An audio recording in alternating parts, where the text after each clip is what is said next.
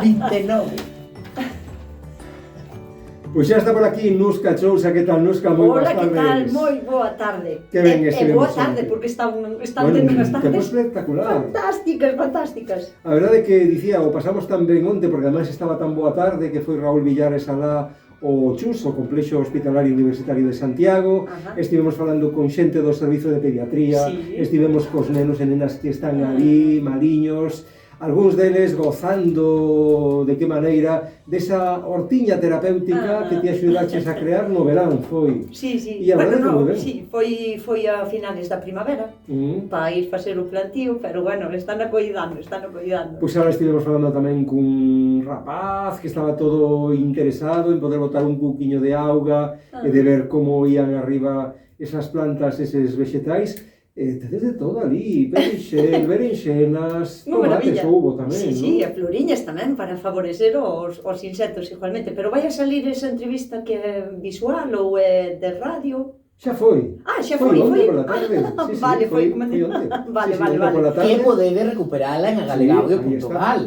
Vale, moitas gracias, porque vou non a facer eu tamén, porque non a vin. Podes revivir ese momento a través da plataforma de audio que temos pois con todo eso colgado. E tamén tivemos a oportunidade de coller unha que outra preguntiña dos rapaciños. Algún que outra preguntiña en forma de texto e tamén en forma de audio. Imos escoitar a primeira, imos entrar xa de cheo. Veña. Hola, son Noa e a miña pregunta é como podo coidar ben os cactus, canto teño que regalos e se teño que cambialos de maceta. Moi ben, no. Querida, Que nos no. achegou unhas fotiñas dos cactus. Estou nas vendo que acaba de pasar Iago. Sobre todo, moitísimo cuidado, porque os cactus teñen uns pinchos que pinchan moito.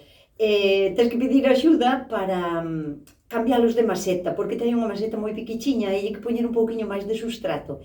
En canto a regalos, van a estar millor ca terra moi seca, aínda que boten ca terra seca, como se fora fariña, durante 3 ou 4 meses, que se lle tes sempre a terra mollada. E, por suposto, olvídate deso de poñerlle un platiño debaixo para poñerlle agua, nada, solo cambialos de maceta e regalos solo, pois vouche dicir, unha vez cada 2 meses.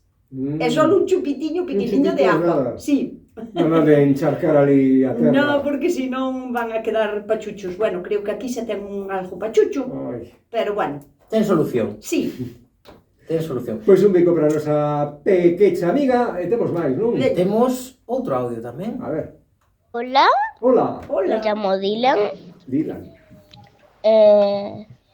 Mira. tengo 7 años, me gusta el color rojo, mi comida favorita es el brócoli con patata cocida y huevo cocido con aceite de oliva. ¿Y cómo se plantan los brócolis? No sé cómo.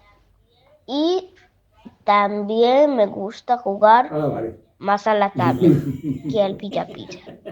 O sea, me gusta jugar al pilla-pilla mucho. Y siempre estoy con mi papá que me hace cosquillas. Chao, Dylan. Chao. Gustalle moito o brécol, o rapaz. Que sorpresa tan agradable, máis que soltura falando, non? Mira. Así que, gustame o brécol con ovo cocido, patata. É a miña comida tamén favorita, verdura cocida, co que sea, pero o brécol tamén. Pois mira, querido Dylan, eu espero que cando vaya ao hospital facer o plantón de inverno, que Dylan xa estea na súa casiña recuperado totalmente, pero se non está, voulle enseñar como plantar os brécoles ali en directo, porque o brécol é unha das cousas que hai que plantar agora, a finales de verán, para ter despois, durante todo o final de outoño e todo o inverno. É super fácil, non vas a ter que xogar ao pilla-pilla con el, porque nada máis poñelo na terra, nin se move dali, prometo. Só hai que botarlle agua, eso sí. Ou Dylan ou calquera outro que quede ali, tenlle que ir a regalo. Pois xa está, a ver se está Dylan por alá e se non está, pois, bueno, pois ali quedará a recomendación de como plantar o brécol. Dá moito chollo, Que va, nada, o brécol, nin a coliflor, nin o repolo, basicamente, si se plantan agora a finales de verán, agora en otoño, non dan máis chollo que teñas coidado que non o coma unha lesma, un bicho, un gusano ou tal, porque co frío dáse moi ben a verdura, e o brécol e a coliflor sobre todo, danse moi ben, ademais en 3 meses ou así xa tes un bo brécol para comer. A mí tamén me gusta moito o brécol, é como comer árbores pequenas, sí. Unha cosa así parecida. Imos con máis cousiñas. Imos con máis cousiñas, pero antes, Antón, nada, un inciso. Sí. Fíxate na caligrafía maravillosa de Nusco, que falamos do tema. Sí, Mira. Sí.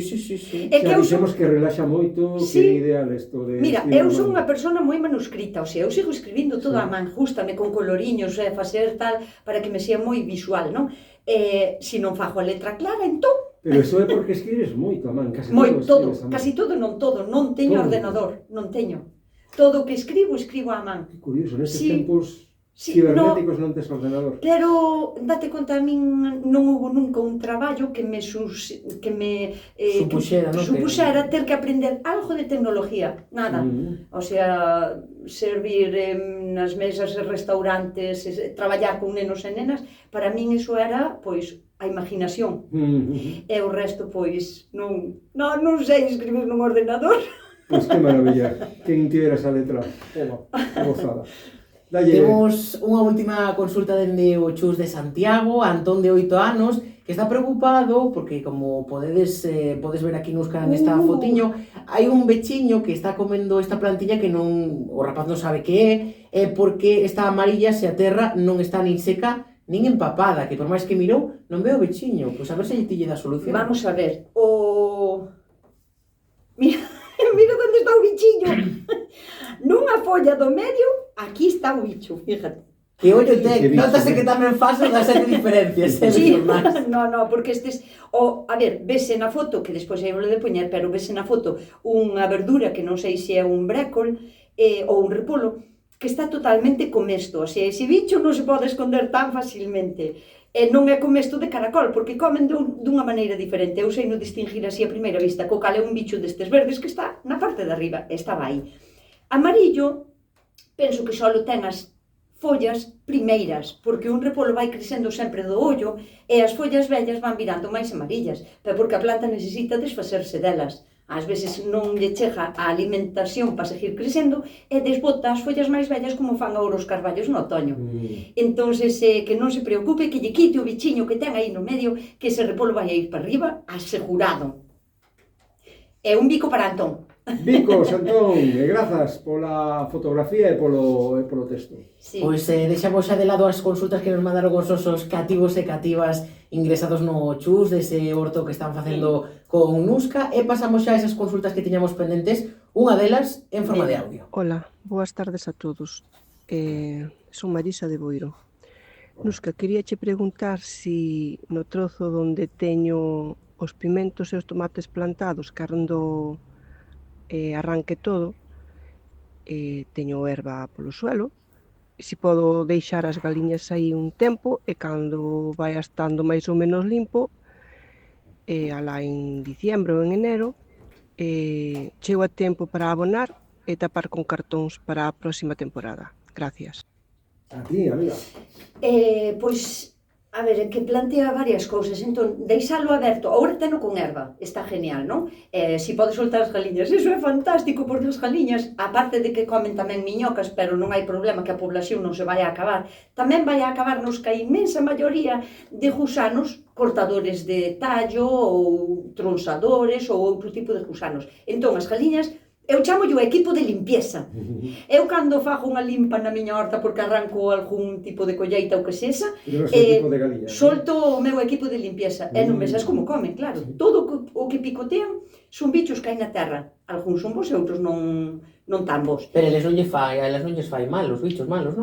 Non, malos para nós porque, por exemplo, hai un bicho que se chama gusano tronsador que ti non eres capaz de sabelo porque se esconde a 1 centímetro debaixo da terra e as galiñas atopan non vira. Ademais, teñen como un sétimo sentido olfativo no peteiro e logo encontran e logo acaban con ele, trajan e listo, non pasa nada. Pero claro, despois dime si en diciembre ou así ainda vai a tempo para abonar e tapar con cartón. Iso vai a depender de cando ela faja o plantío. Dixo que era de Boiro. Sí. Pois entón a tempo de sobra, porque eu supoño que hasta abril non empezará a facer o plantío de verán. O de poñerlle cartón, o sea, botar abono, un estiércol normalmente, e tapar con cartón, eu isto fago e recomendo porque cría unha biodiversidade debaixo do cartón entre o arjeiro e o esterco e o cartón de unha bichería tremenda, pero sempre é boa. O sea, o único que van a ir a comer e a descompoñer é o esterco. E ti co cartón proporcionaslle humedad continua e resguardo de fríos, de chuvias intensas, de inclemencias do tempo logo, non? Entonces, cando levantas ese cartón, cando queres plantar, aquilo é un vergel de unha terra que está super preparada para plantar o que queiras. Entón, sí que vai a tempo aínda en diciembre, de botar o arjeiro, tapar con cartón e despois alá en marzo ou así podes retirar o cartón, ou incluso se está ben desfeito pode incluso xa moelo e deixalo ali porque sirve de alimento para bichocas sobre todo que siguen comendo o cartón. Así que, sí, amiga, estamos facendo genial. Genial, como aprende a xente, a paso xigantado. Cos consellos que dá aquí Nusca Chousa todos os xoves pola tarde. Mais preguntas temos por aí, Iago? Sí, e antes se me permites un inciso, que os ointes e as ointes saiban que as súas consultas non están perdidas, están todas aquí. O que pasa que cada semana vanos chegando máis e máis e máis, entón pouquiño a pouco, pero que as vosas pero que non caen en saco roto, están aquí todas, tenas ya documentadas todas. Numeradas por orde de chegada, e así van saindo. Pois a seguinte, dinos por aquí: hola Nusca, que alegría escoitar os teus consellos. Teño dúas dúbidas. Teño este mandarineiro en Brión, un concello cerca de Compostela. Como ves, parece que ten unha enfermidade. Cal é, segundo o teu criterio, e que podo facer para atallala? Envío fotos. Sí, mira, vense unhas fotos a primeira, que sería a máis que me podía revelar máis, vese un pouquiño borrosa, pero non teño dúda de que son líquenes. E cando o líquen non é un parásito, o líquen é unha cousa que se pode pegar ao árbol e normalmente é por culpa de que hai pouca aireación ou ten moitos árboles máis pegados cerca e non hai aireación. Entón aí críanse os líquenes. En principio o líquen non se alimenta do árbol e non lle fai daño, pero pode dañar por culpa de humedad continua, porque un líquen é como unha esponja, como un cachiño de estropajo que está pegado ali ao tronco do árbol.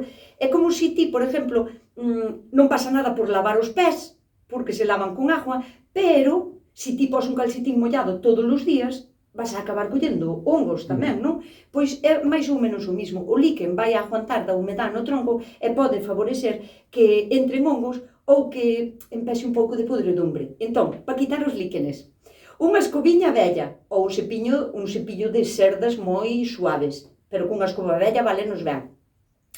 E rascar suavemente, non queiramos quitarlo todo de golpe, logo se acaba porque caen con relativa facilidade. Ráscase cunha escobiña e os líquenes fuera. Pero ten outro problema totalmente diferente, que son unhas manchas nas follas, que non ten nada que ver cos líquenes, nada, é outra cousa. E pode ser dúas cousas que eu, según o meu criterio, pode ser a tragnosis ou alternaria, pero sesa o fungo que sesa, o que temos que facer é quitar as follas todas que poidamos que están tan dañadas, cortarlle as puntas para sanealo, airealo un pouco no interior, quitándolle algunhas ramas, moitas non porque agora ven o inverno, e tampouco queremos cortes moi agresivos, non estamos falando dunha poda, senón de unha aireación interna do árbol. E logo despois darlle un tratamento con cobre, con oxicloruro de cobre ou con caldo bordolés. E se tuvera cola de cabalo, de cosión de cola de cabalo, xa sería genial. Podía incluso alternar. E con isto vai a ir mellor fijo, o sea, porque o resto xa ven de seu. Pois a ver se soluciona o problema desta árbore que ten esta amiga. Sí, é a segunda consulta que nos di, xa esquecemos.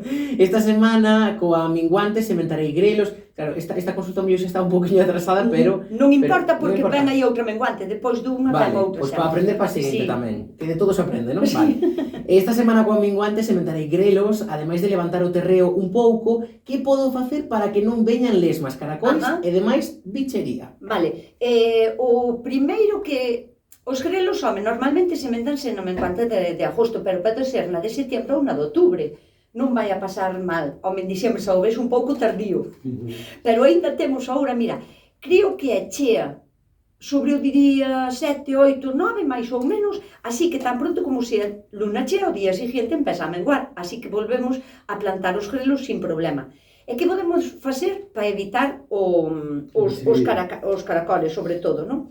Mira, o importante é manter limpo alrededor. Cando faz un talliño de grelos, olvidámonos de que o do lado, total aí non vou a plantar nada, e deixamos unha erva de medio metro. Iso favorece que teñan abeiro tanto as lesmas como os caracoles. Escóndense aí de noite e polo día depois van a comer. Entón, manter limpo alrededor é primordial. E cercar con tellas ou con ladrillos para que se escondan os caracoles e as caramechas aí e os podas quitar ao día seguinte, tamén sería genial.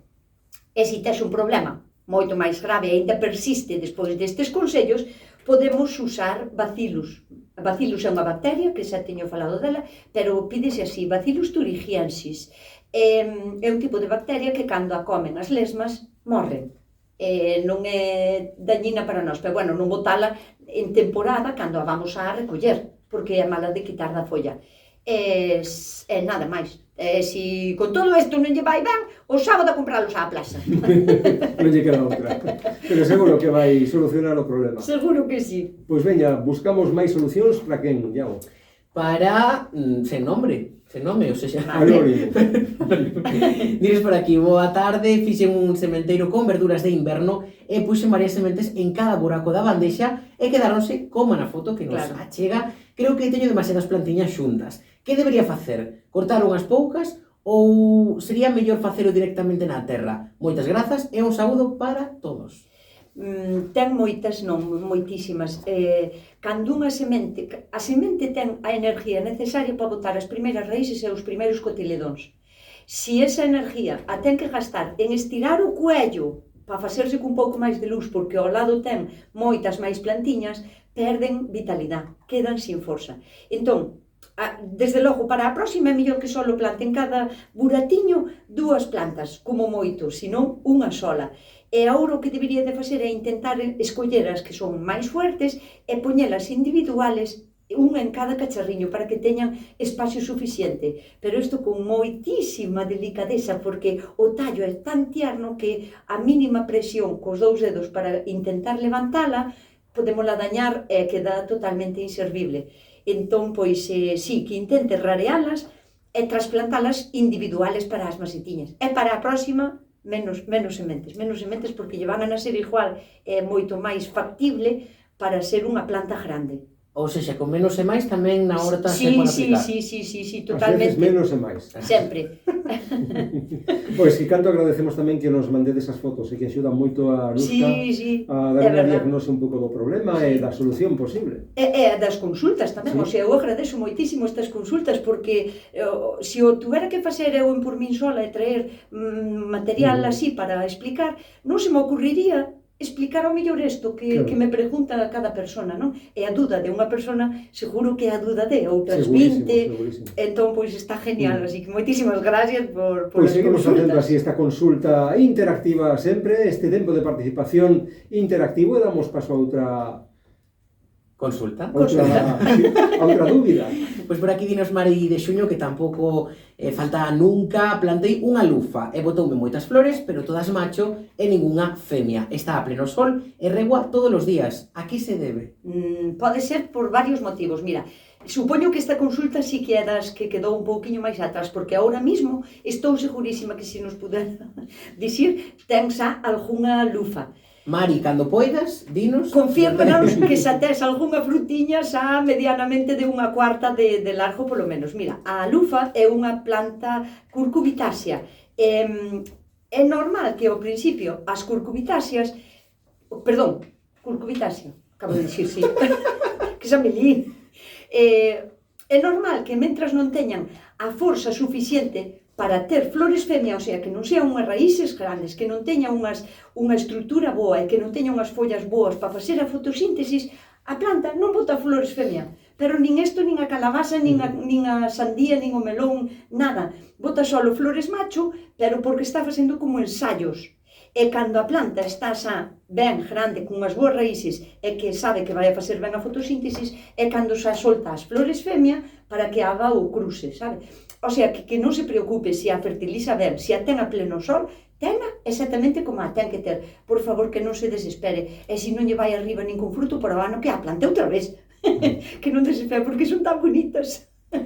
Pois agardamos pola túa confirmación, efectivamente, que a cousa mellorou moito, amiga, e cando queres, xa sabes, temos un número de WhatsApp que podemos recordar unha vez máis para aquelas consultas que queiran transmitir a Nuska Chousa. O 627-751-962. Unha consultilla máis? Pois veña, por aquí Esther de Lalín dinos que este ano houbo moitos tomates e ainda quedan moitos verdes. Como podo maduralos agora que xa empezou a chover e as temperaturas de noite xa baixaron moito? É verdad, todo canto di, porque agora as temperaturas non van a deixar que o tomate madure, pero como o tomate é unha fruta climatérica, vai a ser capaz a madurar fora da planta, o sea que se chegou o tomate á súa madurez expansiva, o sea que medrou todo canto pensamos que tiña que medrar, ese tomate posto con moito cariño, cortado da planta nunha caixiña de cartón, vai a seguir o proceso de maduración e incluso millor que na planta, porque agora ao estar unido á planta, co frío que empeza a haber e con tanta humedad, ao millor queda como frenado e a planta non o deixa madurar. Así que recollas as plantas porque xa estamos no final de todo dos tomates e que os poñen nunha caixiña e vanlle madurar, pero fijo, E se non lle maduran, hai unha receta, a ver, os tomates verdes non se deberían de comer así, non moitos, non se debe de abusar, non? Pero se fai unha mermelada de tomates verdes, queda riquísima e queda como un agrio, sabe, igual a tomate verde, claro, pero tamén se poden usar así, facendo unha mermelada. Hai que probar eso, Sí. O mermelada de tomates verdes. Que queda genial. Que boa pinta. Veña, imos coa última xa. Última, vale. Vai. Por aquí outra consultiña de María, que vive en Sanxenxo, e dinos que lle regalaron esta piña, e aínda que buscou como coidala, ven moitos comentarios contraditorios. Que se luz directa, que se luz indirecta, Sí, claro. dentro da casa, fora. Nuska, poderíala orientar Sí, claro. en que cuidados necesita? Luz, auga, abono, etc. Moitas grazas e parabéns polo programa. Moitísimas gracias. Mira, vamos a aportar un pouco de luz a todo isto, que é verdad que vai a haber cousas contraditorias de que si luz, que si non luz directa. Que pasa? As piñas que comemos, as piñas normales que comemos, están expostas a pleno sol, que é como deben de ser, como deben de madurar. De feito, aquí non se dan porque non temos o sol suficiente, non? Pero estas son ornamentales. Ornamentales quere dicir que as fan como máis ben para adornar. É unha planta tropical igualmente. Que pasa? Que esta está como criada en un entorno que lle é moi favorable. A luz vai a través dunha ventana, controlalle a temperatura. Que pasa? Nós poñémola a pleno sol, non está acostumbrada, queimase. Poñémola en semisombra, non lle gusta tampouco. Entón, esta planta pode estar a pleno sol, por suposto, pero temos de que dar un período de adaptación.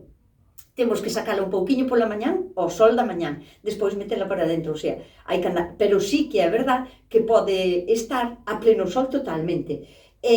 No inverno, millor que a meta dentro, porque vai a durar moitos anos, pero millor no inverno que a poñan dentro da casa a resguardo.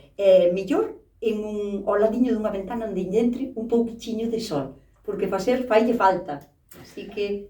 Canto aprendimos esta tarde tamén, verdade, Iago? Sí, mira, mermelada de tomate verde, tomates verdes, piñas ornamentais, tantas cousas. Sí, sí. Que a Antón lle gusta o brécol, que parecen árbores pequeniñas. Maravilloso. Bueno, a min non só, tamén é ese rapaciño. Claro, e a Nuska tamén. E a min tamén. Bueno, e a min tamén, a todo o mundo. A todos nos gusta tanto que volveremos a próxima semana, seguro que falar do brécol e demais cousiñas neste tempo tan agradecido a Horta de Nuska. Aquí Que de estaremos. momento pechamos para inaugurar novamente a próxima semana. Un saudiño, que vaya ben, Nuska. Que vaya ben, moi boa semana, moitísimas gracias.